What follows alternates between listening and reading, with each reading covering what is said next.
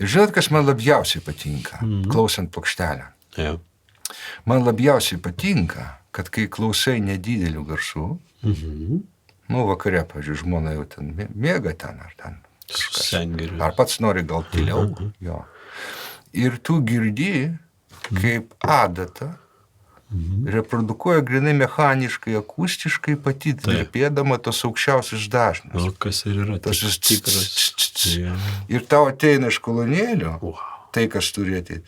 Ir čia pat tas garsas, kuris pati adata čirpia, kaip čirvirpukas. Kaip gamta. Ir tu supranti, kad čia tas tam tiesiog tik padeda. Taip ir gimsta garsas. Taip ir gimsta garsas.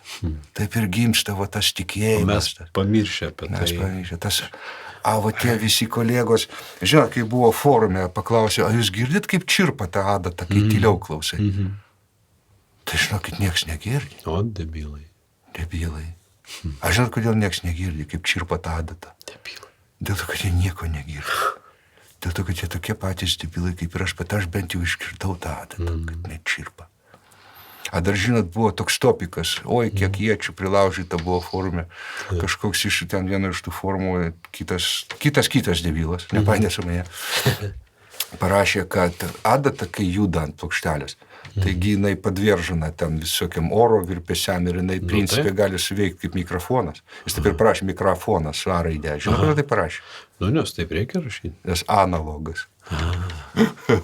Negi rašysi. Onologas. Ne onologas, tai va rašo mikrofonas ir tas tonarmas jisai gaudo tas vibracijų. O kaip jis gali negauti vibracijų, kai kažkokia lasdelė su adata. Kaip jis gali negauti. Ir dar čirpa, kai tyliau klausai ir neužgožia garsas iš kolonėlių, kai tu girdi tą adatą čirpa kažkur iš centro. Arba jeigu šonė, tai šonė čirpa adata.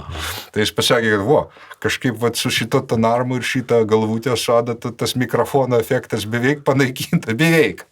Tai tu pasiimk patį brangiausią šitą adatą ant tonarmo uždėk, pakviesk žurniausią kaimyną ar apžvalgininką ir paprašyk, kad jis per colį nusiperšta į tą adatą.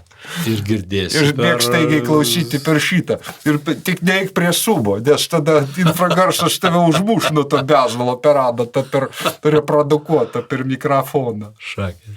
Matot, kokie mes debilai. Wow. Bet užtat.